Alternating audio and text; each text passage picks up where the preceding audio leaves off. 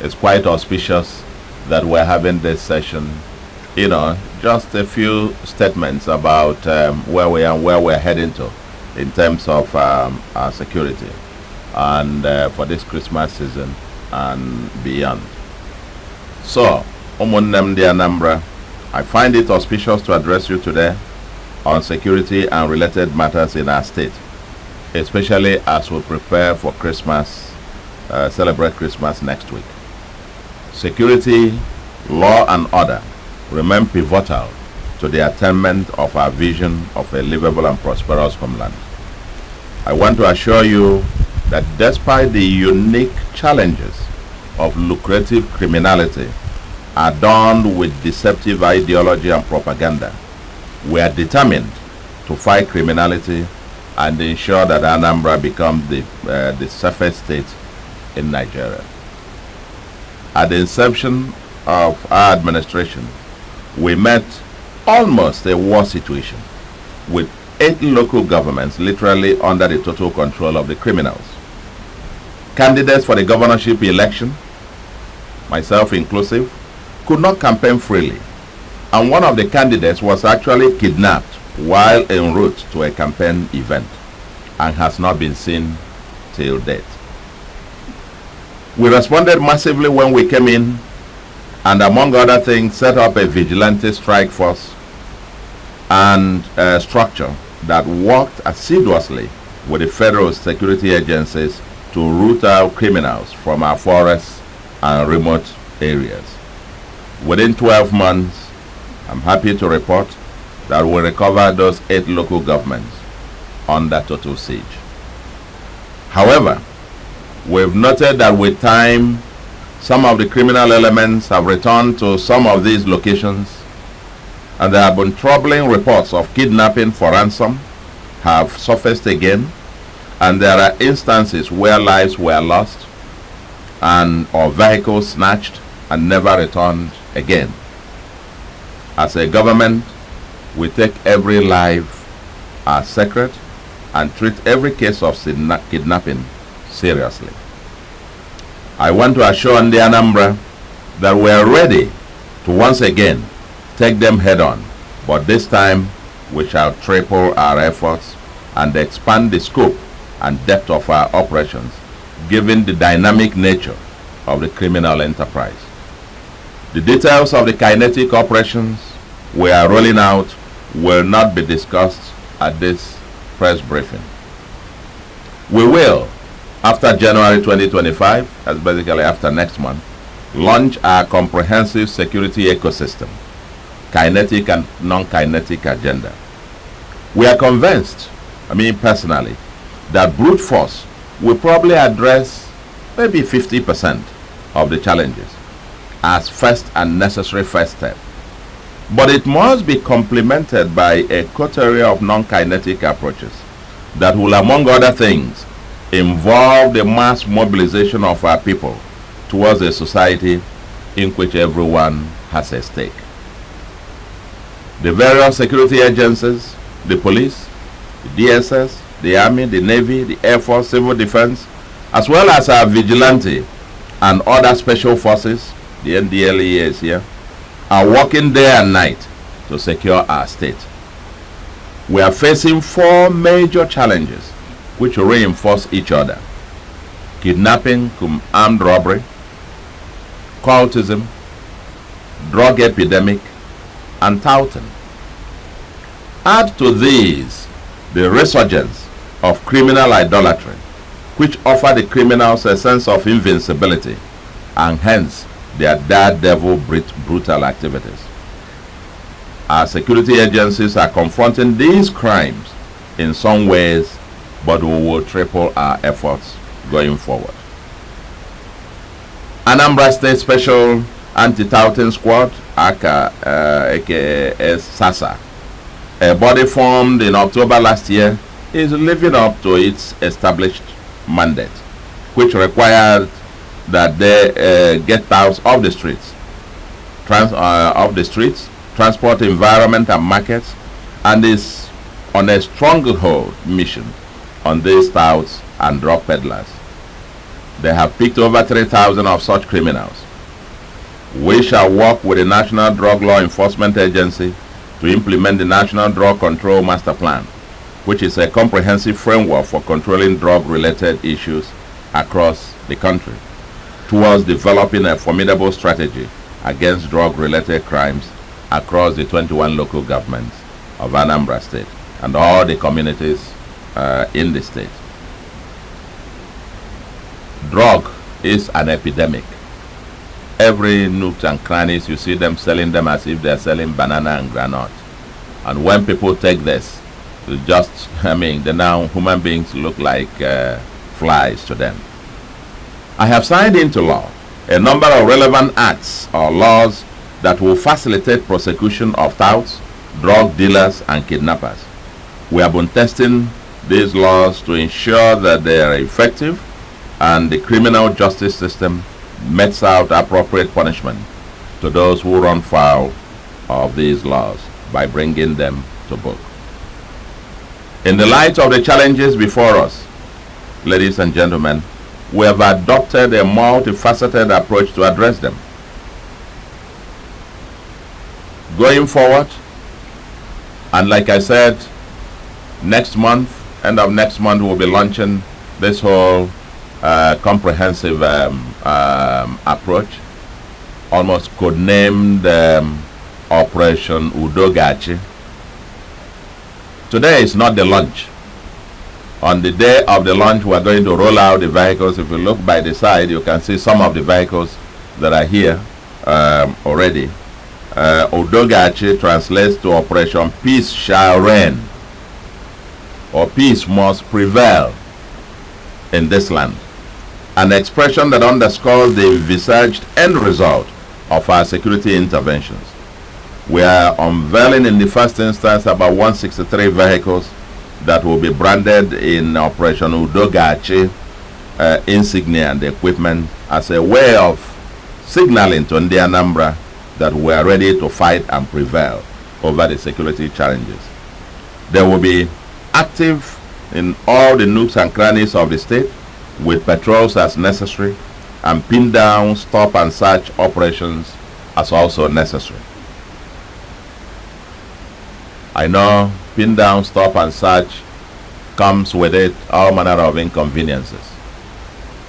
Ideally, you will say this is outdated in this day and age. But given the kind of criminality that we are facing, almost like a state of emergency, everything is thrown into the ring, and including this, at least for the time being. And so we ask those who might be delayed in traffic, that might be causing some traffic jam some places and so on and so forth. We're also working with the security personnel to ensure that this doesn't turn into a matter for extortion, which is the usual complaint that people make about this stop and search infrastructure. They will be backed by technology-based security solutions such as the call center owned by, with the toll-free lines 5111. Toll lines 5111. There's a security number that anybody can call anytime. Or 0800220008. Of course, these numbers will be out there in the media. You don't need to get them through this press briefing, which will enable the relay of communication to air response to critical situations in the state. Or another platform run by the Nigerian Communications Commission has the call line 112 for emergency communication. Operation Udachi shall also be supported by the state's recently established Independent Communication Network, which enables security personnel to communicate flawlessly using walkie-talkies. We need people in the communities to give information to security agencies. Where you feel information given will be used against you, relay such information through our phone lines in the Anambra call center, and we assure you of the confidentiality of any of those calls, as the case may be. To strengthen our multimedia approach in security, AI-powered surveillance cameras with facial recognition and other features are being installed under the CCTV project of the state, which has kicked off in Onitsha, with the aim of covering Awka, Onitsha, Nnewi, Ekulobia axis, being the 4 major cities in the state by March next year, that's almost in 3 months' time, under the first phase, and then onward to other communities, because our game plan will be to cover most parts of the state, and also targeting some of the major bushes and forests where these guys go to commit these atrocities. We are deepening the use of technology such that it is possible to track and trace criminals real time and apprehend them.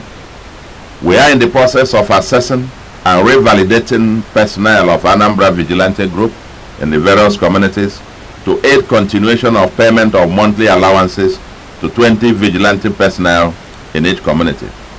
I've also given approval for refresher training for the vigilante after their revalidation. In addition, forest guards are being trained from the ranks of the vigilante to safeguard our forests, working with the local community. We want to use this opportunity, ladies and gentlemen, to extend our hand of friendship and amnesty to the hitherto kidnappers or cultists or drug dealers and other category of criminals to surrender themselves with their weapons, and my government will ensure that they are rehabilitated and empowered to become productive citizens. All persons wishing to take advantage of this window should register with the Office of the Security Advisor to the Governor, and this window will remain open until end of February next year. That's almost 2 months now. I want to thank all citizens and friends of Anambra State who have contributed to the State Security Trust Fund. I salute the courage of some clergy who have stood up to call out the systemic monster that is upon us. I want also to appreciate all those who devote their time, talent, and resources to the security of their various communities. I salute particularly those from Ihiala local government. Currently, we have 4 FOBs stationed in various locations in Ihiala local government. There are ongoing clearance operations, and we are determined that the people of Ebonesie, for example, Osumo, Hulilu, Iseke, Mbose, and others, and indeed the entire Ihiala local government, must be totally liberated from these criminals. We also have Orumba South in that same category. I think these 2 local governments will be having massive onslaught on them. And I want to commend the army and the police and the all those whose personnel in the DSS and so on, civil defense, the Navy, and so on, all your personnel, and our vigilante service, who are in those FOBs and working tirelessly, jointly together to flush out these people from the places. I think we must be able to say, as a state, and working together with all our security agencies, that we need to get these places, we need to get these people out. I mean, we've offered them amnesty, we've offered them olive branch. Come out and we will help you to start afresh. No human being lives in the bush. No human being lives in a forest. It's just plain criminality, because you're kidnapping for ransom, and Anambra will become totally unsafe for such activities as we unleash our forces on them. But we also, like you said, non-kinetic approaches. will have a whole set of agenda, and we will be unveiling those at the date of the launch of the full launch of our security ecosystem. Ladies and gentlemen, security is our collective responsibility. Government alone cannot do it. Federal security agencies alone cannot do it. Sustainable security in our homeland requires full-scale involvement of responsible citizenship. These criminals are our brothers, They are our sisters, they are our husbands, they are our relations, they are our friends. They are not spirits. They live among us, and we know them. The fact is, and let me say this on record, that I have been here, as I said, this is today marks the 33rd month being in office. And those 33 months, of all those that we have arrested, and we've arrested thousands of them, let me put on record that at least 99% of them, of these criminals arrested in Anambra since my 33 months in office, are Igbos. And over 70% of them are not from Anambra State. They are not indigents of Anambra State. It's very important for us to say this. I am told that they flock to Anambra because that is where huge ransom money can be collected. Whatever that means. We are fighting a different kind of organized armies of criminals. A kind that Anambra has never seen before. This is not common criminals who just organize and you chase them, they run away and so on. It's an army with commanders all over the place. You kill this commander, you kill this team, they get reinforcement. They get posted from even outside of Anambra to go back. You chase them out of Lilu, they run to Mbosi. You chase them at Mbosi, they run to Iseke. You chase them from Agulezachukwu, they run to Oboji. You chase them at Oboji, they go to Werizukala. And so on. They just keep moving. Their commanders keep sending replenishments. So it's an organized army. This is not just like the usual kind of criminality that we're used to in the past. And it's important that our people understand the nature of the fight and for us to be able to prevail. It's a different kind, as I said, but we must all collectively confront the warped ideology and agitation that lead many among us to view security personnel as the enemy. Paradoxically, they see the criminals as the liberators. This is the nature of the fight, of the war that we are engulfed with, where the ordinary people, you see these Okada drivers and the persons selling in the markets and so on, when they see the security personnel, they are the ones informing the criminals, oh, they are here, please take cover until they go, and so on and so forth. How are you going to win that war? How are you going to win the war? The police, the army, the personnel, maybe it's an indigenous of, it's come from maybe Ekiti State or Adamawa or Benue, or he has come from Abia and goes to your village. He doesn't know anybody there. He doesn't know anybody. It's only when you show him the criminal that he'll be able to apprehend him. But when you come there and there is this culture of silence, everybody keeps mute. In fact, when they arrive there to come to save you, to secure you, people even see them as the enemy and see these criminals in the bush as the liberators. That's a very complicated kind of fight against insecurity that we are getting.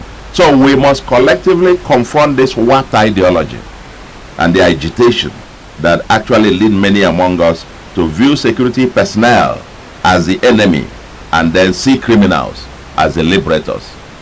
It's a message we want to carry on and carry to every nook and cranny of our society, because we're not going to fight this thing on a sustainable basis without confronting this particular issue. And those who contribute food and money and send to the criminals in the bushes are part of the problem. And we will begin to treat them as collaborators, as part of the criminals. Because we understand that even in some communities, some people, including innocent women, they are contributing their farm produce and food to go and send to the criminals in the bushes, who will come out the next day and kidnap somebody for ransom. What a paradox. So I call on everyone. The town unions, and I can say leaders of town unions are here. The clergy, because the clergy in this part of the world, and particularly in Anambra, you could say 98% or thereabout are Christians here. The church has a very pivotal role to play in mobilizing the people, in helping to deconstruct the mental state of the people themselves. Because these people who go to the bushes, who are criminals, kidnappers, and so on and so forth, when you ask them their names, this one, what's your name? I'm Christian. He's Emmanuel. He is Joshua. He is Peter. He is Paul, and so on. They were all baptized Christians. And they live in the society. They still go to church. At least some of them may probably still do. Or at least, if the criminals in the bushes who are now worshipping idols are not there, we must mobilize the people so that they don't have continuous supply from our congregation who are joining them every day, so to speak. And so that's why I call on everyone, like I said, the town unions, the clergy, the traditional rulers, and some of them are here as well, and the civil society organizations to join in deconstructing the dangerous narratives that legitimize this criminality. Very dangerous narrative that does that. Because what was sold as a facade, if you like, or that, the Fulani headsmen, they are coming to invade us. And so we are now the liberators. We are now the ones to liberate you and keep you safe. But nobody asked the question. These people who have now come and gone into the bush, how do they feed 1 week, 1 month, 1 year? How? Without getting into criminality. How? It's not possible. They must extort it, and they are carrying arms. This is the monster that we must confront as a people, so to speak. And so I do say to you in the Anambra that for our long-term survival, we must rise up and fight together. If you see or know something, say something. Say something. We'll give out the numbers, the confidential numbers. It happened when we came in initially. We distributed some numbers, but only the DSS people around me had those numbers. And so when you called and gave us information, I had the information personally. We are going to, in addition to these ones that we've given out, we are going to even give out more numbers. And at that initial stage, when we called upon you, many people offered and volunteered information to us, and which were very, very helpful in taking out many of those commanders and daredevil criminals, and as the case may be. So please, if you know something, if you know somebody who is involved in enforcing sit at home in your community, tell us. We'll come and pick him out. If you know somebody who is part of this criminal thing, but he comes in the village and moves around, call 5111 and we'll give you other numbers and tell us. We will come and pick him out so that your people, your communities will have peace. On the part of government, we are prepared to put in everything to fight subject to our binding resource constraints. And I want to say,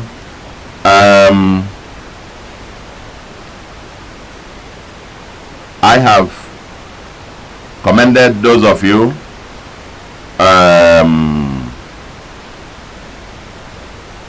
those who have been contributing in various ways to our security trust fund, to those who are helping to fund security operations in their various communities, those who contribute their time, their money, and their resources, their talent, and so on.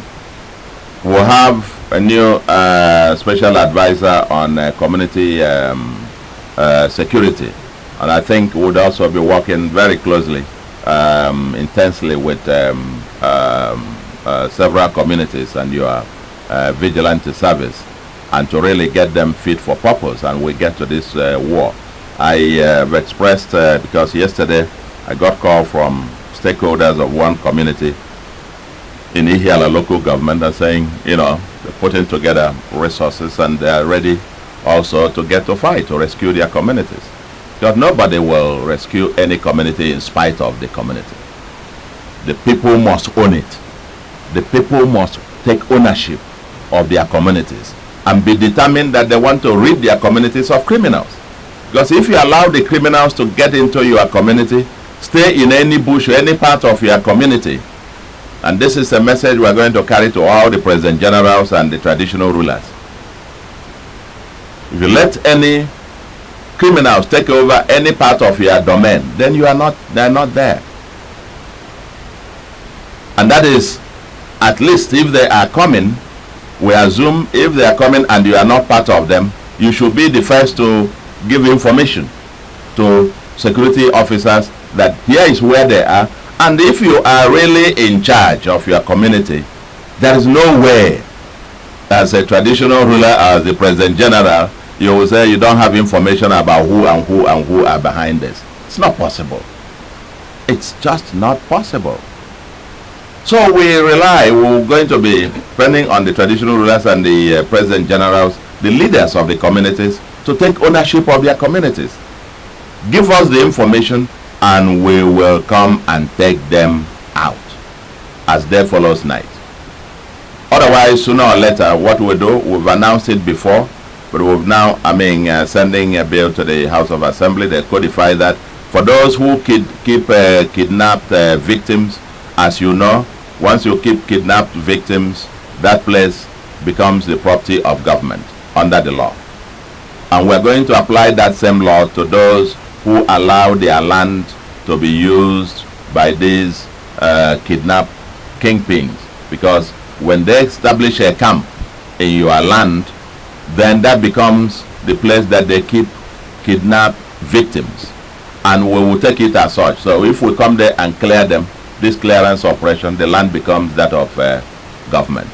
We'll take over the land and it becomes it belongs to government. People must take ownership of their communities. So on our part, we'll do whatever is necessary and whatever subject to our resource constraints. But I must also use this opportunity to thank the federal government. Must express our gratitude to the federal government and all the various service commands, the Army, the Air Force, the DSS, the police, the civil defense, the Navy, the NDLE, several of the other military institutions that are working day and night to help us. I use the word help us in the Anambra because we're talking to ourselves. This, we will say, on the one hand, yes, they are doing their job. But somebody is posted from here, he's from Benue, or he's from Adamawa, or he's from Ogun State, and so on, he's been posted to come here to help you, to keep us safe. They are the people who have come to help us to remain a safe and peaceful place for us to do our business. So we need to appreciate them, and I want to use this opportunity to appreciate our various commanders who are representing these various security agencies here, and extend our thanks to these various agencies. Several of them die, and at this moment as well, I want us to say, may the souls of all the gallant forces who have died on the line of duty come to keep us safe for us to walk the streets safe. But these criminals come and shoot. You shoot at somebody who has done absolutely nothing to you. The other day, even 2 days ago, there was a shootout between the army and some of these hoodlums in Ihiala. Some wounded, and they also carried their own their casualties and so on and so forth. My heart bleeds when I see these young men all over dying like chicken. My heart bleeds, because for our people in the Anambra and the Igbos generally, for the Igbos, I said to you, we must confront this monster, because we are going back to the state where we were after the Civil War. After the Civil War, when there were many widows whose husbands died during the Civil War, or many young ladies of marriage age who couldn't find husbands because they would have born husbands, were killed during the Civil War. We are facing exactly the same kind of scenario now, where these young men just go and die needlessly. And that's why I'm calling on them, come out. We will help you rehabilitate and start a new life. And commend our security agencies, our vigilante services, for the uncommon sacrifices that they are making just for us to be able to walk the street. And I want to believe, by the special grace of God, the way we are rolling out with massive force, I think we shall, by the special grace of God, we shall prevail. And I want to say to Ndi Anambra, Merry Christmas in advance, and we look forward to a very, very joyous Christmas season. We are doing everything to make sure that this season we are secured and that you can have your Christmas with joy and in safety. And then we look forward to a very happy and prosperous and secured 2025 and beyond. Thank you very much, and God bless you. God bless Anambra. God bless Nigeria.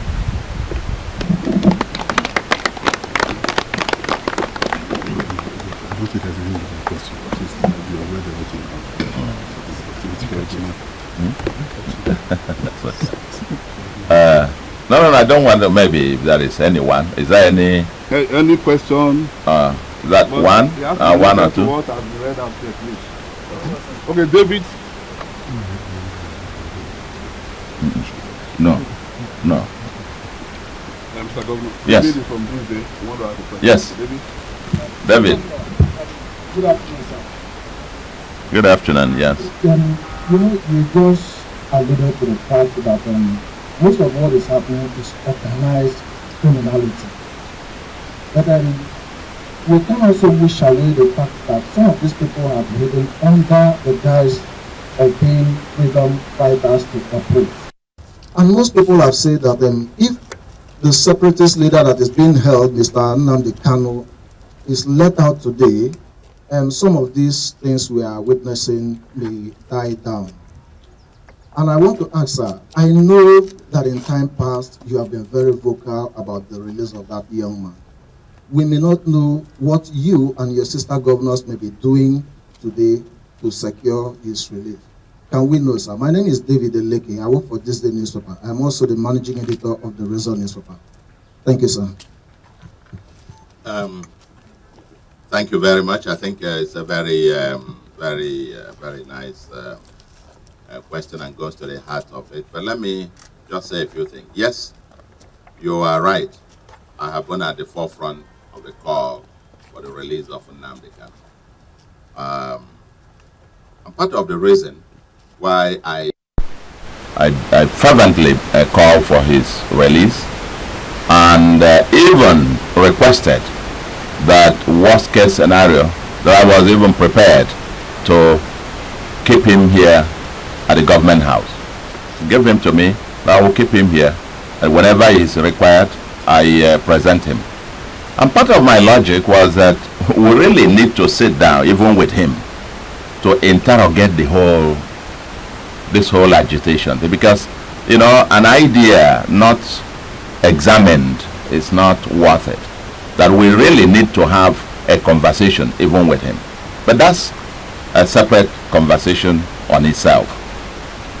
But then come down to the people saying that under the separate Nnamdi Kanu himself, both Nnamdi Kanu and IPOB, the organization that he led and still leads, they have made several statements, issued countless releases, dissociating themselves from the sit at home, from the kidnap for ransom, from the criminality that is ongoing. The truth of the matter is that criminals have now emerged, hordes of them, organized, still using the name. So I'm not quite even sure if he comes out and says, oh, stop, whether they would, because they have tested blood and they will probably not stop hunting. They have tested what it means. They go for kidnapping and they're making millions. And so they discover that. Imagine someone who was driving Okada, an Okada rider, and they recruit him and he goes into the bush. All his life driving Okada, he has never been able to hold 100,000 naira intact at once. And now he goes into the bush and joins one gang and they do a successful kidnap for ransom and they collect millions. He gets $1 million or $2 million. Tomorrow you want him to, if tomorrow you come out, in fact the person who tells him to stop is the enemy. Are you getting what I'm saying? So the matter is a lot more complicated now. It's taking a life of its own. Criminality has taken a life of its own. It's lucrative business now.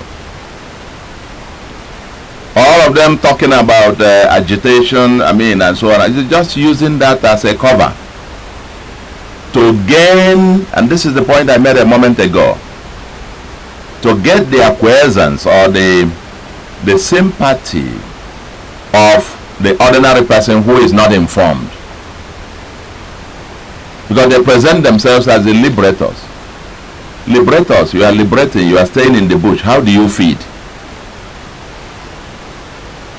How do you feed from month to month, from year to year?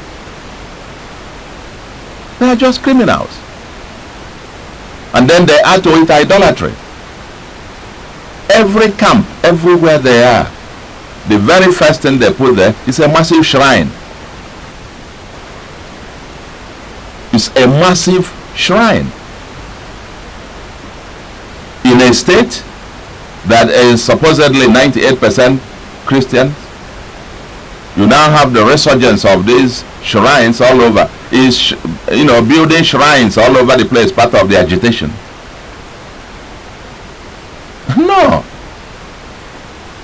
It's part of the agitation, arming everybody with amulets and everywhere, all their body.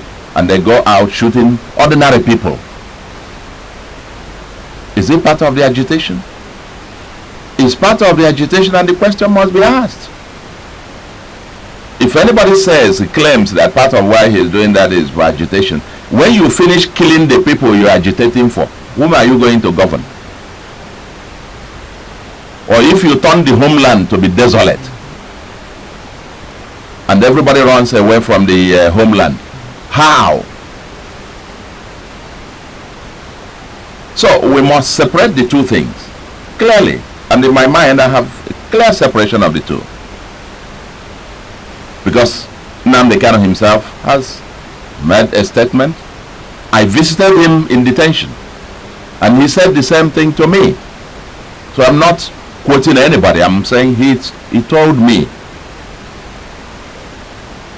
he doesn't support the sit at home and doesn't support the criminality that is going on by these people. And they have come out time and time again, dissociated themselves from that. There was one in Finland spewing all manner of hate and inciting people to get onto this. IPOB has also dissociated itself from that one as well, and his autopilot.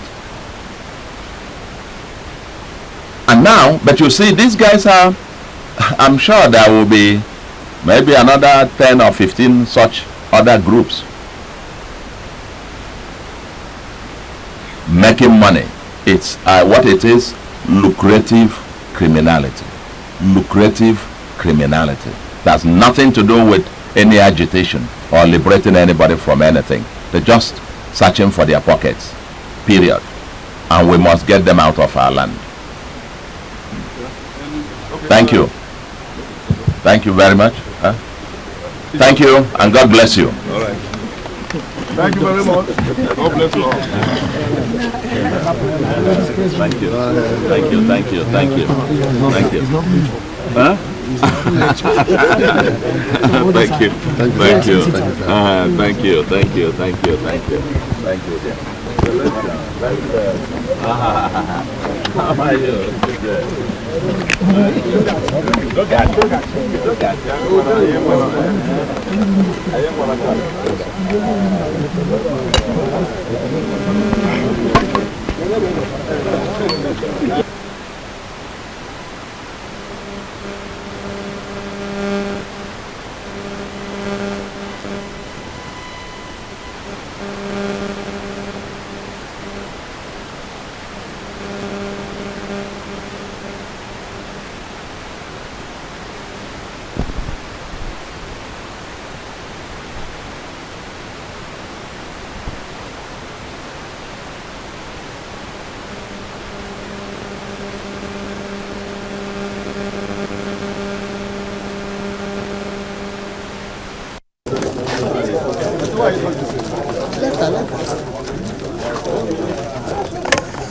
It's okay. Right on.